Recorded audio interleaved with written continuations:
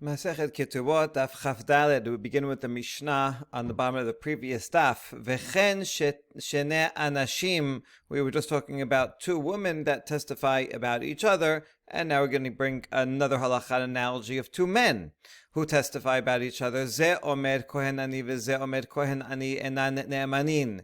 If they each testify only about themselves to say, I am a kohen, then they are not believed. It's not good enough. But if they testify about each other, that is permitted. That is the opinion of Tanna Kama. So you see, according to Tanna Kama, one witness is sufficient to deem someone a kohen. For all the different halachot that will then apply to the kohen. But for himself, if someone says, I am a kohen, so then a person can always incur prohibitions upon himself. So we will believe that person for the prohibitions of being a kohen, not being able to marry a divorcee and so on, but not for the permissions that he can now eat terumah or do birkat kohanim or get a first aliyah.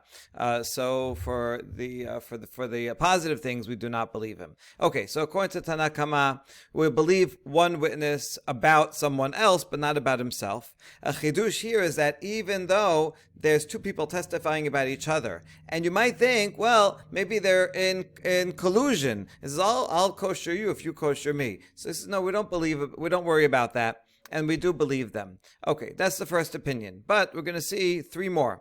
Rabbi Yehuda Omer and Ma'alin L'Kiona Al Pi Ed Echad. Rabbi Yehuda says, no, you cannot use one witness at all, even if it's a different person. You need two witnesses to come and say, I know this person's lineage, and they are a Kohen. אמר רבי אלעזר, מתי במקום שיש עוררין, אבל במקום שאין עוררין, מעלין לכהונה על פי עד אחד. Rabbi Elazar says, I partially agree with Rabbi Yehuda that you need two witnesses, but only if there's someone that challenges, then you need two. But if there's no challenge, then one is sufficient. So one would come and say, he's a Kohen. If nobody says anything, then we will trust it. If someone says, no, he's not, then you got to bring two. Rabban Shimon ben Gamliel Omer Mishum Rabbi Shimon ben Hasegan Malin Lekuna Al Pi Ed Echad. Rashbag says you can in fact use one, which sounds a lot like Tanna Kama. All right, so those are the four. Maybe he would say even if, or only if they comes independently, not if they testify about each other. Okay, but the Gemara will clarify the differences between each of these opinions.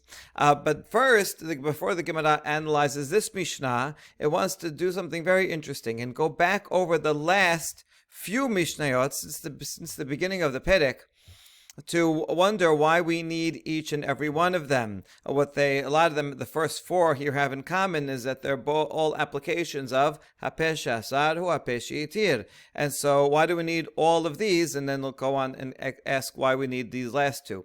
Let's just review the cases that we're talking about. Case number one was someone says, this was your father's field, but I bought it. So he didn't have to admit that the field ever belonged to your father. Therefore, we believe him when he says, I bought it and it's his. The witness says, it's my signature, but I signed under duress. So we didn't know it was a signature to begin with. He could have just said, not my signature. So therefore, we believe him.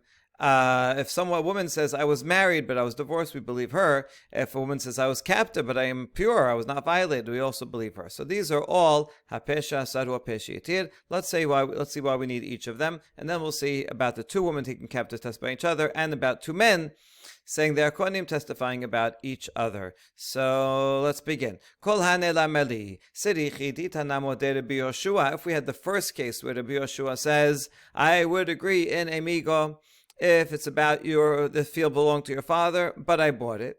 Mishum dika derara de mamona, because in that case, there's significant, something financially significant. By the second I say, this field did belong to your father, I am potentially losing my claim to the field. And nobody would do that unless they were telling the truth about the next part, about telling the truth, and therefore we believe the next part, that, and I bought it. So the person here is putting him into significant financial risk. But the witnesses, they're testifying about someone else, so there's no financial significance for them, right? To say this is my signature. Yeah, it is my signature. So if it is and it's a valid, then A will have to pay B. But if not, that they won't have to pay. But the witnesses don't lose anything financially. So we may say that there's more reason to believe the guy who incurs himself financial loss when he says the pesha asad part. So now we need the second one to say, even if they're external witnesses and they have no loss in saying that it is our witness, it is our signature, we still believe them.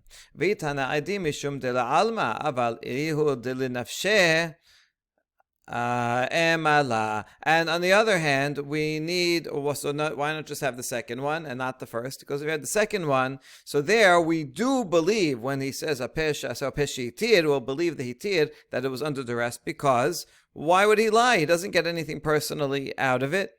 So more reason to believe the witness. But when someone is trying to get his own property and he says, but I bought it, there's less reason to believe that he bought it because he has personal financial benefit. So that's what we need the first one to teach that. Yes, we believe him in that case as well. Okay, now how about now we know why we need the first two, but why do we need the third about I was married but then I was divorced? We had only the first two, those are both involved monetary cases, those are less significant. But if someone is in fact a married woman and then she claims divorce and we believe her and she remarries, then we're getting into problems of prohibited relations, which is a lot more stringent. So I might think that we would not rely on Pesha Asad or Pesha Yitir in Isurim. So I need the third case to teach me. Yes, I do.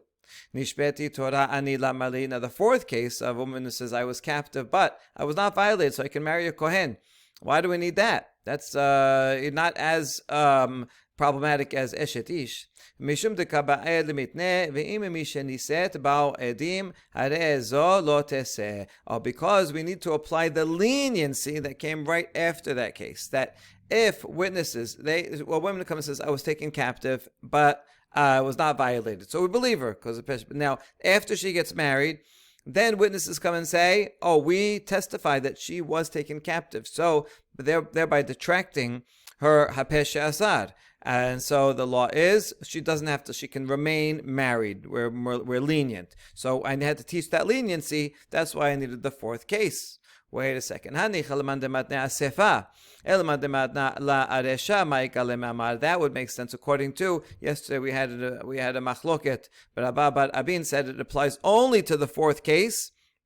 Fine, so I need the fourth case, so you can tell me the leniency for that case. But we had Rabbi Oshaya said it applies to the third and fourth case. So since it applies to the third case, and all the more so the fourth case, I could have just had the third case and tell me that rule. Why do I need the fourth one? The answer is Mishum dekaba elimitne shete nashim shenishbu. Says you're right. Really, the fourth one is not necessary. The one taken captive, I could have learned the same principles from the married case, but divorced. But the reason is, it's here is just as a literary reason to be a transition to introduce the next case of two women taken captive. So before you talk about two women taken captive, let me tell you about one woman taken captive. So that's why it's there. Okay, good. Now, why do I need that case of two women that testify about each other? That they would be believed, as long as if one person says, even without a pesha case, this is even if there's witnesses that were there, if woman A says that woman B was not violated, woman B says that woman A was not violated, we might think that maybe they're in collusion. This is I'll testify for you and you testify for me. So therefore the Mishnah comes to teach that we don't worry about that. We do believe both of them. So now I know that. Why do I need the last case of two men? No, I needed to say that because it has to tell me that Rabbi Yehuda disagrees and does not believe one witness, and the other rabbis there that do So therefore, we needed to introduce that case to teach us the machloket. All right, fantastic. This is a nice Gemara that you see that they're analyzing the flow and structure of the Mishnayot, which is always important to do. Okay, now we have a Braita that expands on our Mishnah. Tanu Rabbanan, Ani Kohen v'chaberi Kohen. נאמן להכילו בתרומה ואינו נאמן להשיאו אישה עד שיהיו שלושה שניים מעידים על זה ושניים מעידים על זה. Someone says, I am a Kohen and my friend is also a Kohen. Good. So he's believed for teruma. That's sufficient. But not for to marry, not to marry a woman.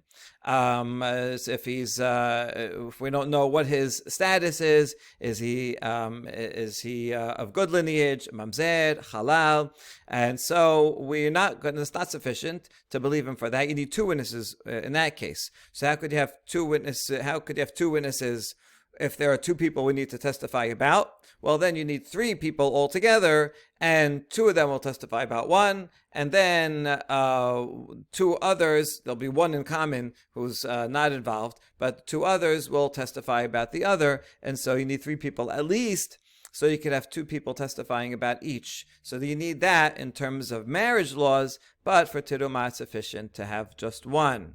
Okay, that's Tanakama. רבנן. רבי יהודה אומר, אף אינו נאמן להכילו בתרומה שיהיו שלושה, שניים מעידים על זה ושניים מעידים על זה. רבי יהודה says, more מחמיר, no, he's not believed, not even for teruma. So you see, Rabbi Yehuda matches up with Rabbi Yehuda in the Mishnah, who also said, no, we don't assume someone is a Kohen based on one witness. And so here in this Braita, he applies that for teruma as well, that we do not believe the person. Okay, so now what is the essence of the machlok between Rabbanan and Rabbi Yehuda? How come Rabbi Yehuda is more machmir? We're going to see two explanations. The first one's more complex, the second one's going to be easier. So the first one says, Lemema de Rabbi Yehuda chayish legomlin, v'Rabbanan lo chayish legomlin. So perhaps the difference is, do we worry about collusion? Rabbi Yehuda says, the problem here is that one is saying me and my friend are kosher, and the other one's going to say that too, and so maybe they're colluding with each other, and that's the reason, and that's so we can't believe them. Whereas Tanakama said, no, it's fine, that's good enough for teruma. So is that what they're talking about? The problem is there is a Mishnah that says the opposite. It's none. החמרים שנכנסו לעיר, והחמר אחד מהן, שלי חדש ושל חברי ישן, שלי אינו מתוקן ושל חברי מתוקן, אינו נאמן. רבי יהודה אומר נאמן.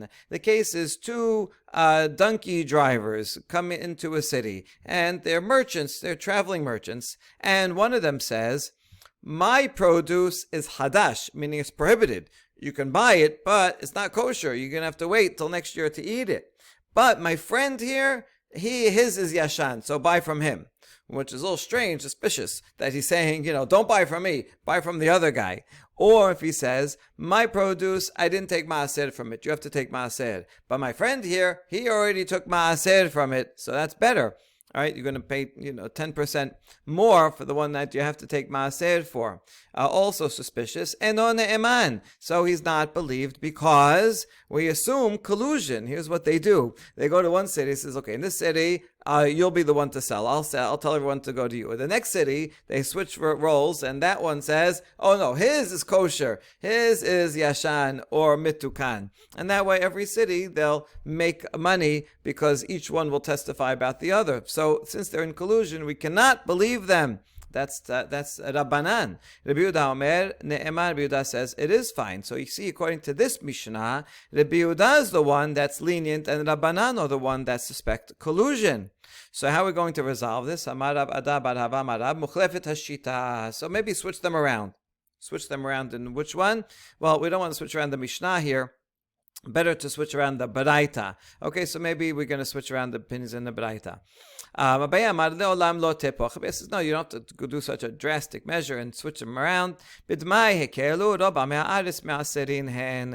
all, talking about Demai, this Mishnah was in Masechet Demai. And with Demai, the rabbis are lenient because most ma'adits do take ma'aser. So probably it's fine. We just want to go be extra machmir, so we say, you know what, if you buy from ma'adits, then you better take ma'aser yourself. And therefore, if there's any testimony at all, so Rabbanan are explaining, in other words, Rabbanan in the case, Rabbi Yehuda rather. This is explaining Rabbi Yehuda. Rabbi Yehuda in the case of Kehuna, there we have to be a machmir. But in the case of Demai, since it's probably mitukan anyway, and so therefore, if one is testifying about the other, we can be lenient and not worry about collusion, even though regarding Kohen we do worry about collusion. So we explained the contradiction according to Rabbi Yehuda. Good. Ema Rava, de Rabbi Yehuda, de Rabbi Yehuda kashya, de Rabbanan, de Rabbanan la kashya. Rava says you only answered. Abaye tells Abaye you only answered half the question. You explained how Rabbi Yehuda could be consistent, but you didn't explain how Rabbanan are consistent with each other. How come they are machmir and suspect collusion regarding the produce, but they're okay regarding people testifying about each other that they are kohanim? So Rava is going to fix that. You had a good answer to explain Rabbi Yehuda's contradiction.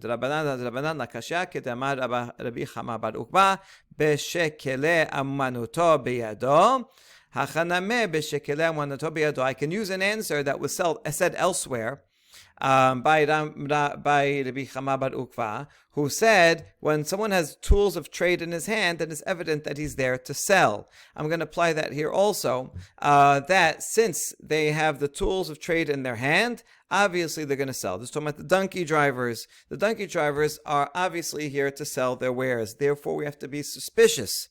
And say that the only reason why they are saying, oh, buy from him, and then the next city they'll say, buy from the other guy, is because they want to sell their merchandise. When you say tools of trade in his hand, nowadays you put up a sign and say, a grain for sale. But in those days, they wouldn't have signs hanging over their stores. Instead, a person would walk around with tools of his trade, right? Whatever the trade was. If he's a scribe, he'd walk around with the quill. So the point is that they're advertising that they are selling. Since they're advertising and selling, we have to be suspicious that they're lying in order to sell more goods. That's the problem. And so therefore Rabbanan assume collusion in this case. In the case of being a Kohen, they're not selling anything. So there's less reason to be suspicious. In that case, we do believe the witnesses testifying about each other. Good. So we have answers for each one. Now that you mentioned the statement, what was the original context that Rabbi Chama said it? Ditnan, hakadar sheniach kederota v'yarad lishtot ma'minai or, hapinimiyot teorot achitzoniyot temeot. This is Mishnah in Masechet Teharot. That's talking about a potter. So he has lots of pots that he's making, and he goes to wash. Now, the potter, we can assume, is a chaver. He's very careful, so anyone who buys from him knows that the pots are already tahor. This is really important because pots, especially if you were on your way to Yerushalayim, would be used for korbanot. So he goes down to the river to drink something. The words "ma'imina" are not in the original, and they're not in the Mishnah, but they are here. So it's like a slightly different version of the Mishnah. Anyway, the problem is that he wasn't watching them while he went down to drink. So should we worry that maybe in the meantime someone came and who was tameh and touched the pots? So the Mishnah rules that the ones that are towards the inside, where he was, those are fine. The ones towards the outside, meaning towards where the people pass by, those are going to be temeot. We have to worry that people pass by. That's the Mishnah. Now, he didn't say this yet. Ve'hatanya, elu ve'elu temeot. We have another baraita that is different from the Mishnah. It says all the pots are temeot. So what's the contradiction? How do we explain that? Amar Rabbi Chama bar Ukva b'shekele umanato biyado mipnei sheyad hakol mishameshet bahen. Here it is. This is the original context where Rabbi Chama bar Ukva said that the potter is holding his pottery tools as an advertisement. He's not making them necessarily right now, but he holds some kind of widget that he uses to make the pots, and by holding it or putting it in his ear, or on his clothing, wherever he holds it, that is advertising that these are for sale. Because they are for sale, the people passing by are going to come check them out, and they're going to touch the pot. Let's see the quality, let's see the thickness, and everybody's going to touch them. Most people are tameh, so we assume that a tameh person touched all the pots, and therefore they are all tameh. Whereas the Mishnah was not talking about a case where he's holding his advertising tools, and therefore the people are not going to touch all of them. All right, that explains that baraita. We already saw the source of Rabbi Chama's statement, but we're going to continue with that whole discussion. We have another baraita that says all the pots are tehorot. Why is that? Amar Rabbi Chama bar Ukba, same sage explained this too. That's when he does not have his potter's tools with him, and so they're not for sale. People say, I guess these are his private pots, so no one's going to touch his private pots, so they're all tahor.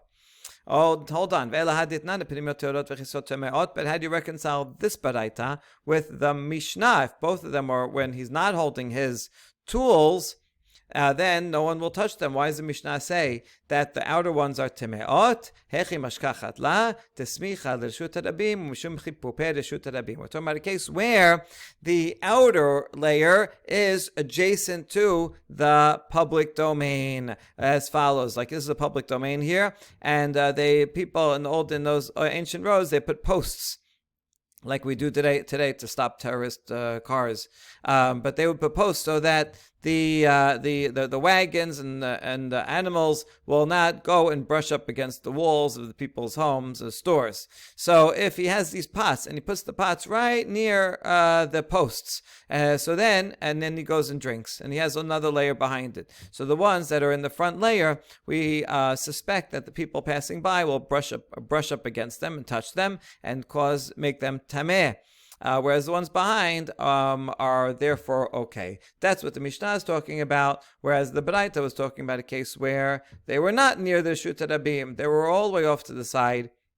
And if they were not for sale, they're all tahor. If they were for sale, and he wasn't watching, then they are all tameh. All right, good. So end of that tangent, and back to more questions about assuming someone is a kohen. The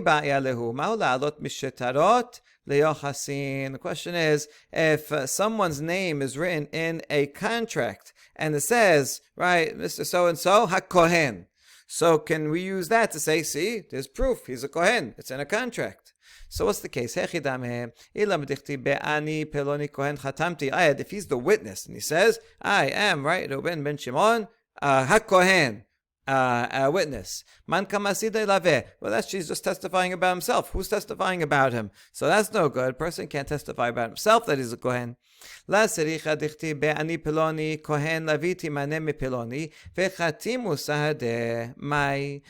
must be a case where within the document the kohen is one of the litigants. They didn't sue each other. Is one of the parties in the contract, and so he says here, I, Mr. So-and-so, the kohen, I borrowed money from this other guy, and two witnesses signed the document. So can we assume those signatures are certifying that he's really a kohen? Maybe the witnesses are only focusing on the content of the loan. So yes, we did in fact see he gave him $100. That's what we're testifying to. But they're not paying attention to the details of the name. I mean, they have to look at the names because they have to verify that this person gave it to that person. So it has to be the right person. But they're not focusing attention on the appellation that he's a kohen or not. Or since they're signing a contract, they are testifying about every single detail in the contract, all the words. They're responsible. I mean, that's their testimony, and therefore we can assume that when they said HaKohen, wait a second, is that true? You're a Kohen? Before I sign this, you got to prove it to me. So he would have to know that he's a Kohen, and therefore we could use this as testimony. So the answer is machloket. Rav Huna v'Rav Chisda chadamar ma'alin v'chadamar en ma'alin. So these two colleagues, doesn't say who said which, but one of them says yes, we can use this as testimony. And they can go eat teruma. One says no, it's not sufficient. The witnesses are not paying attention to the fact that it says the kohen. A second question. How about if someone does Birkat Kohanim? So we see them in Bet Knesset, they did Birkat Kohanim. Oh, I guess that person's a Kohen, and therefore allow them to marry and to eat teruma and other laws of Kohanim also.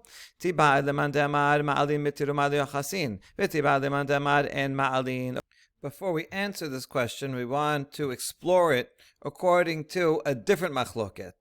So let's ask the question according to the opinion that says you can, if someone's eating teruma, you can assume that they are kosher in lineage also. If someone's eating teruma, that means they're a kohen, and therefore they're of kosher lineage. They go together. If someone's a kohen, then obviously they're not a mamzer, because if they were mamzer, they lose their status for kehuna. So there is one opinion that says yes, you can assume that, but there's another opinion that says they might be eating teruma. That's fine, because that's a lower level of required testimony for that. But just because we're going to give them teruma doesn't mean that we're going to assume that they are kosher lineage unless they bring further proof. That's a separate machloket. So let's see how that machloket would apply to this one here. This question here about whether one can assume one is of proper lineage if they are going up and doing Birkat Kohanim. So as follows: Tibailach leman demar ma'alin hanemele teruma davon mitahi aval nisut kapayim de isur aseh lo o demalo shena. Let's ask the question according to the one who says that if someone is eating teruma, then they are of good lineage. Well, maybe that's only because teruma is a severe law. That if someone who is not a Kohen eats teruma, then they get a punishment of death in the hands of heaven. So no one's going to do that unless they're really a Kohen. So there's more reason to assume that, yes, if they're eating teruma, then probably really a Kohen and have good lineage. But if someone's going and doing Birkat Kohanim, that's a violation only of an aseh, right? It says, Ko tebarechu amor lehem. You, Kohanim, you should bless. That means the Kohanim have a right to bless, and other people, if I feel like it, I'm not a Kohen. If I feel like it, hey, you know what, that looks like fun, I'm going to go do Birkat Kohanim. Not allowed, but it's only a violation of an aseh, which is a lower level. So there, maybe someone likes that, and they're going to want to have that honor. They'll violate this aseh and do Birkat Kohanim, even though they're not a Kohen. So it's more likely that they will lie and do Birkat Kohanim, and therefore so therefore, according to the one who says you can, if they eat teruma, they're good lineage, but for this they would say maybe not if they're only doing Birkat Kohanim, or maybe it's the same, and if they're doing one teruma or Birkat Kohanim, then we would assume that they are of good lineage, and it's the same thing. Because both of them, they wouldn't violate naseh if it wasn't true either. That's one side of it. Let's ask the question according to the other opinion.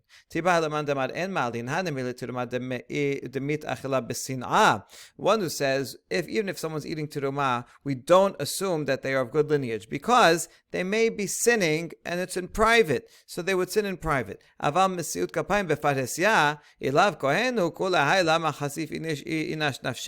But doing Birkat Kohanim, that's in public. And if he knows he's not a Kohen, he's not going to be so insolent as to go right up to the stage and do Birkat Kohanim when he knows perfectly well he's not a Kohen.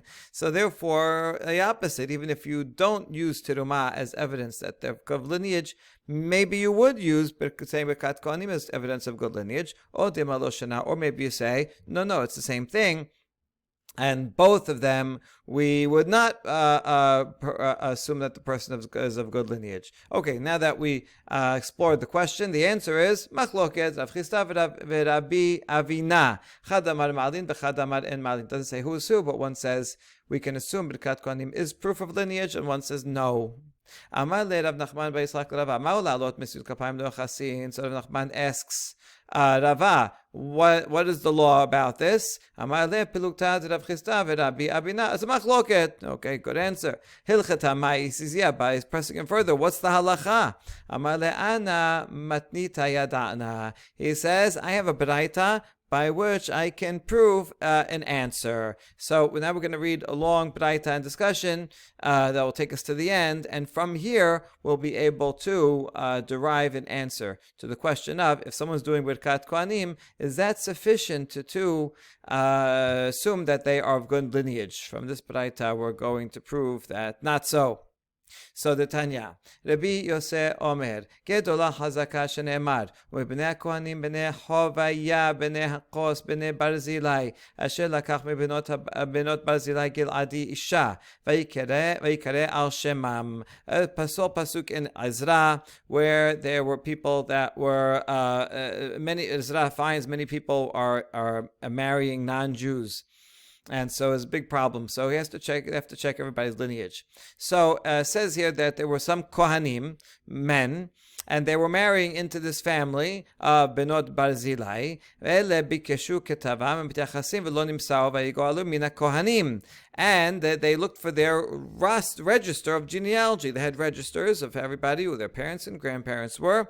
Ezra and Nehemiah were very particular to make sure everybody had proper lineage, but they couldn't find the records. They didn't find that they're bad. They didn't find that they're good. They just couldn't find the records at all. And because of that, they were go'alu. They were put away from being Kohanim. No, so we said, and I know you said you're a Kohen, you're from a family Kohen, but we cannot assume you're a Kohen, and therefore your lineage is suspect.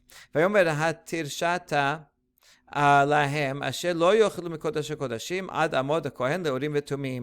therefore the officer there, the rabbis associated with Nehemiah himself, says, you cannot eat from sacrificial meat until the Kohen will determine your status through the Urim veTumim.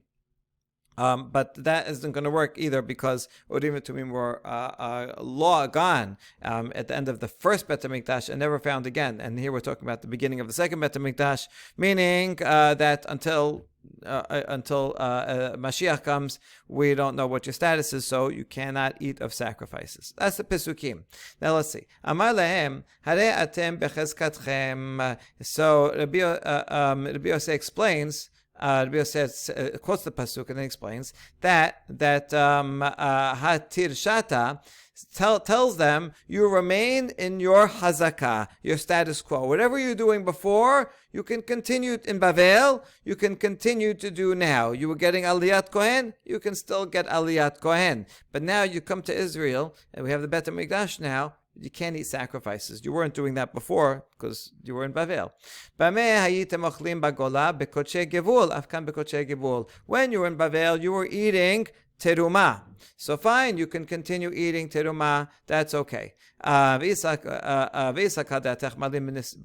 you cannot eat of sacrificial meat. Teruma is okay, not korbanot. Now, that's what he said. Now we're going to analyze. Now,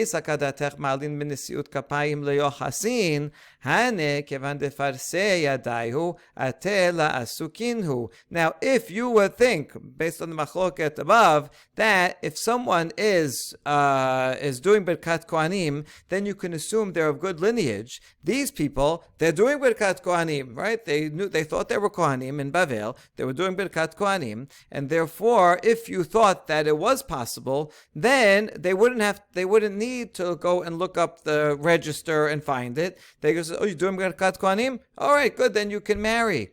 But they don't do that. So from the fact that they don't do that here, we can answer the question that the halacha is like the opinion that says Birkat Kohanim is not sufficient grounds to assume that someone is of proper lineage. Okay, so that's the proof that Rava brings from this Baraita. And right, so okay, seems like a pretty good proof, but then we say no, maybe not. Maybe here it's different because their chazakah is undermined, because there were so many people, including Kohanim, who were intermarrying. So we have to actually be suspicious of these Kohanim until they bring a proof. Whereas in a regular case, not talking about people moving and that time of Ezra Nehemiah when there's so much intermarriage, just a regular case in a different time, we can assume the presumptive status. And so maybe that's why we didn't believe them there. But in another case, maybe if they're doing Birkat Kohanim, it would be okay to allow them to assume that they have proper lineage. And in fact, this seems to be true. And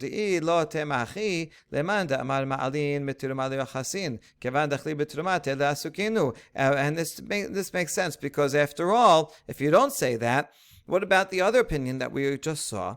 That says if someone's eating terumah, we can assume that they have proper lineage. So these people were eating terumah, right? It said that in the Baraita itself, that they were eating terumah in Bavel, and therefore, just based on that, they would be able to have proper lineage. Rather,